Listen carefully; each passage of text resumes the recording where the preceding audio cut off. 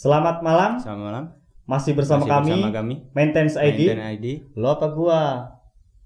Lo kayaknya. Gua dong. Oke. Masih bersama kami Maintenance ID dengan gua Erwin Gumara.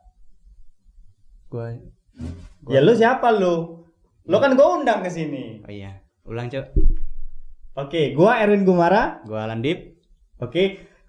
Kali ini kita akan masuk ke pembahasan yang sedikit gimana ya? Pembahasannya seru tapi tidak banyak orang mengalami hal itu. Pak tuh. Misalnya, lo pernah muda nggak? Iya muda. Gua sekarang masih muda, anjir. Umur lo berapa? Umur gua masih 23. Oke, artinya lo sudah melewati fase ini. Karena yang gua maksud umur dalam pembahasan ini adalah umur 13 sampai 20 tahun. Salah, goblok. Kok salah? Ya umurnya kan ini kita mau ngebahas remaja kan? Iya. Umurnya bukan 20 anjir. 18 ke bawah itu remaja. 18 ke bawah. Oke. Kok sih lo? Artinya umur-umur remaja atau fase-fase remaja ini adalah fenomena yang sangat bisa dibilang sangat indah tapi juga memprihatinkan.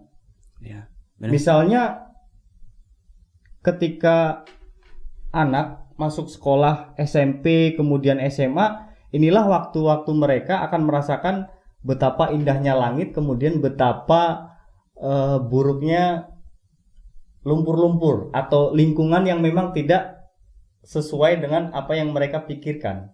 Perilakunya Khususnya. Oke. Nah, kali ini kita masuk pada dunia remaja atau fase remaja. Fase remaja. Oke. Pertama, gue pengen nanya dulu nih sama lo, ya kan? Ya. Lo pernah muda, gue pernah muda. Ya. Siapa tahu ada perbedaan, ada persamaan di antara kita. Ya.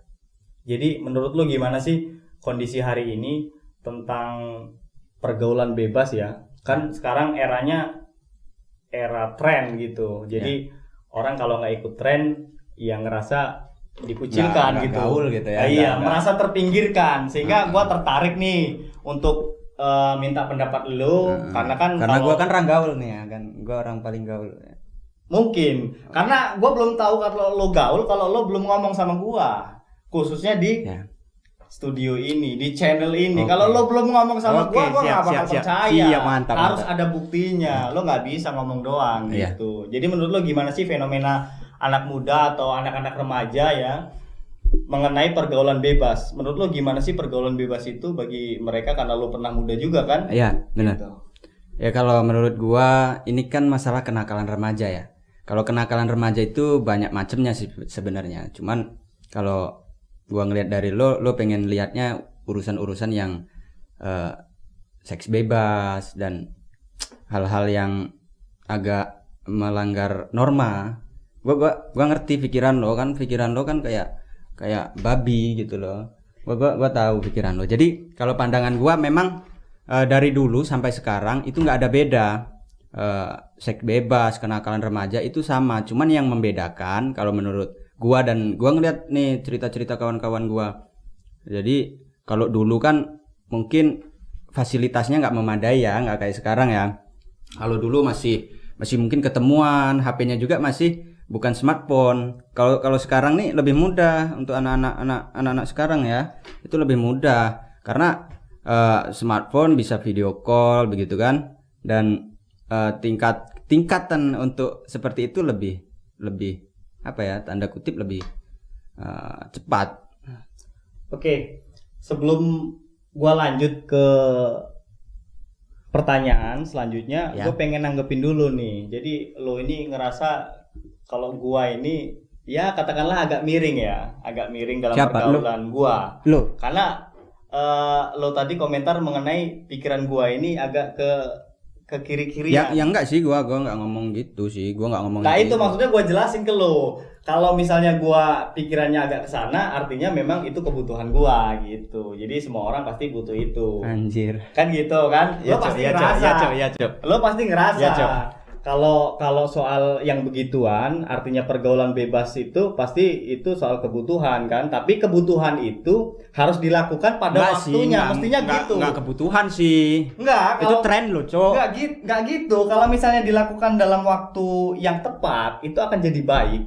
Tetapi kalau dilakukan dalam waktu yang tidak tepat, itu jadi tidak baik kan gitu. Itu standar-standar moralnya kan gitu. Iya sih, ya benar. Dan kalau lo bilang misalnya karena teknologi yang sekarang menjadi salah satu jembatan untuk menjadi latar belakang ya untuk mereka berbuat seperti itu, harusnya gimana sih anak-anak muda itu atau usia-usia remaja untuk menghindari hal yang begituan melalui smartphone, mungkin melalui Android, melalui pokoknya media-media sosial lainnya gitu.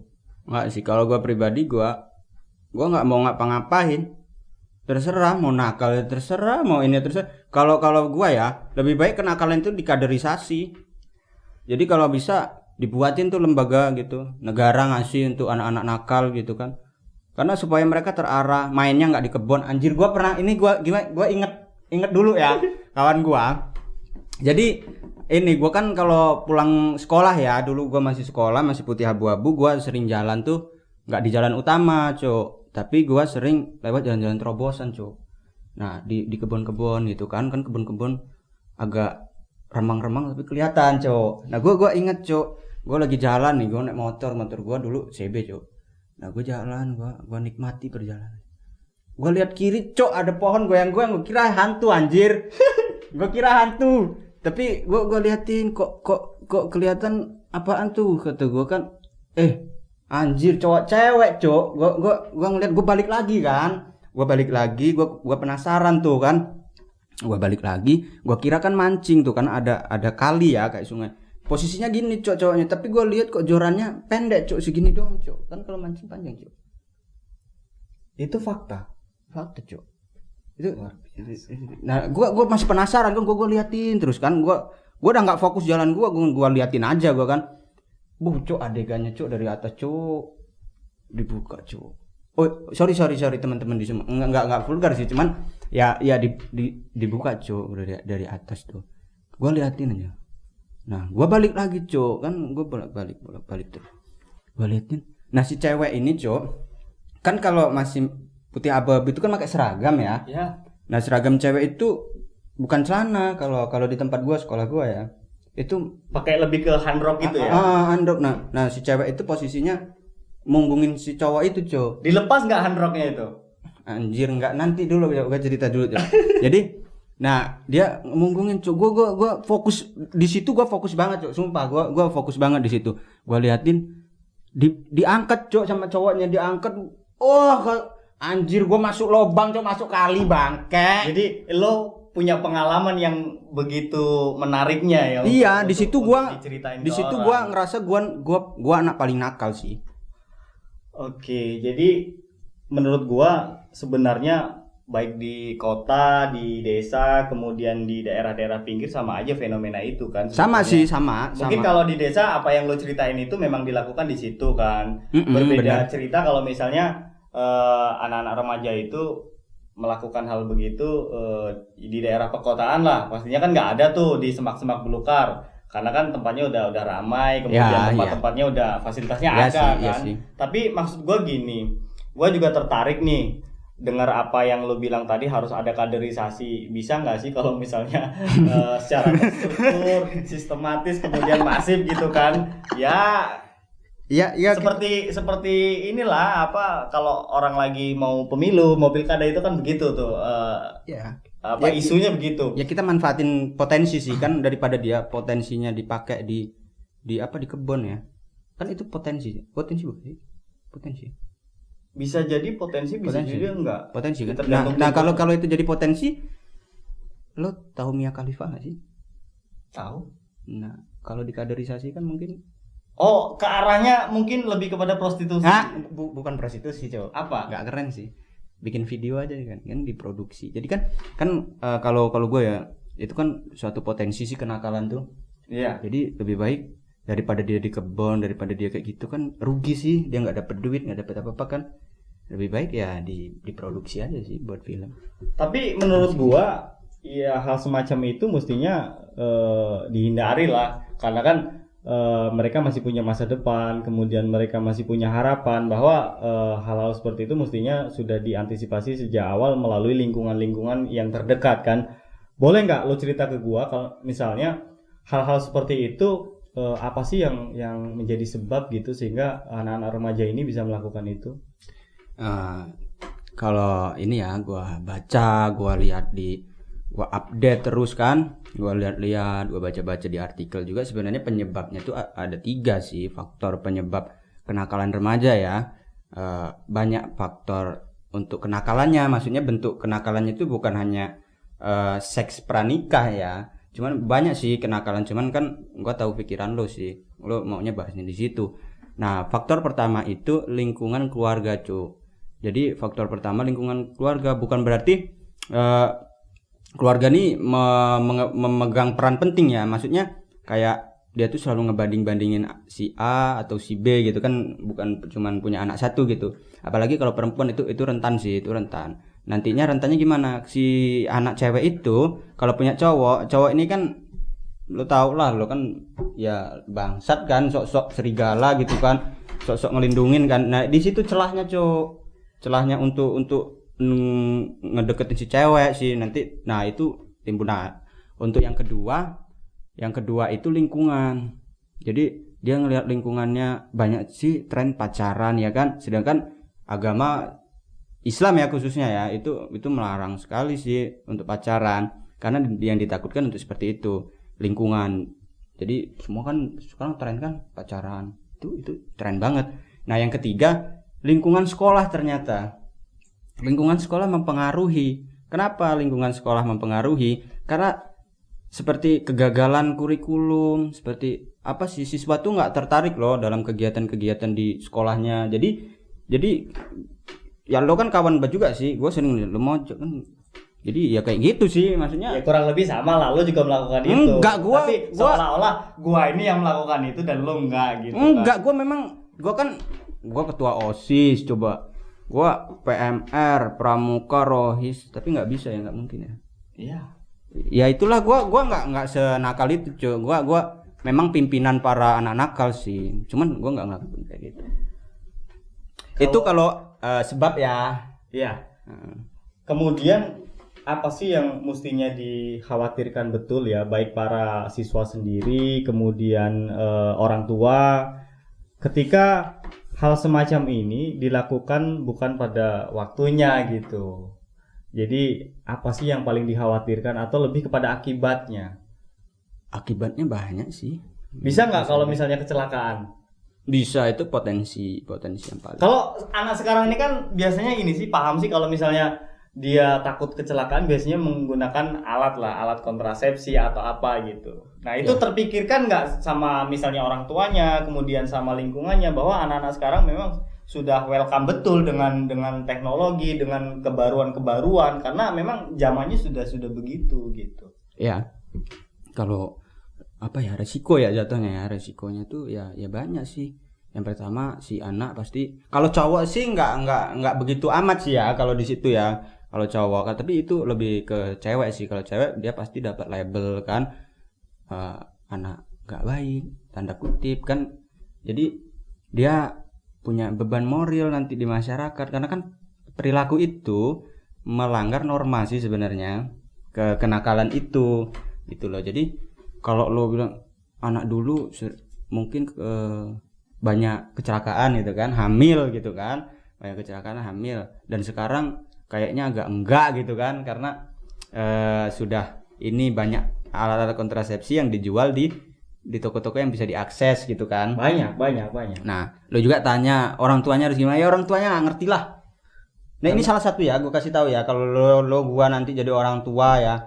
Jadi kita nih udah ngelarang ini itu, si anak tuh cok ya, si anak ini semakin pintar dia untuk mengelabui kita. Jadi semakin diawasi, semakin juga bisa cari cara untuk membohongi. Iya, dia itu lebih berpikirnya, lebih idenya lebih gimana caranya gitu. Jadi percuma semuanya. Ya udah sih gitu, ngalir aja gitu loh. Biarin gitu ya.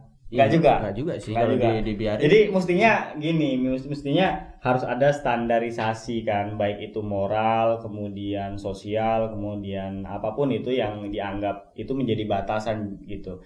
Sebenarnya ngobrolin soal itu bukan hal yang tabu, ya dibuka saja gitu loh, dikasih tahu, dikasih pemahaman, tapi dikasih juga batas-batas itu. Ini yang boleh dilakukan, ini yang tidak, kan kurang lebih gitu.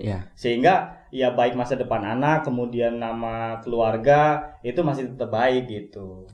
Kan kurang lebih itu. Kemudian lo ada nggak sih rekomendasi atau saran ke anak-anak muda yang mungkin usianya menginjak masuk masa remaja? Apa sih yang mesti dilakukan untuk ya setidaknya bisa menghindari hal seperti itu, meskipun itu kaitannya erat sekali karena ya lingkungan yang lo bilang tadi, misalnya sekolah itu memang memberikan peluang-peluang itu, tergantung bagaimana si anak remaja ini menyikapi itu, kan gitu.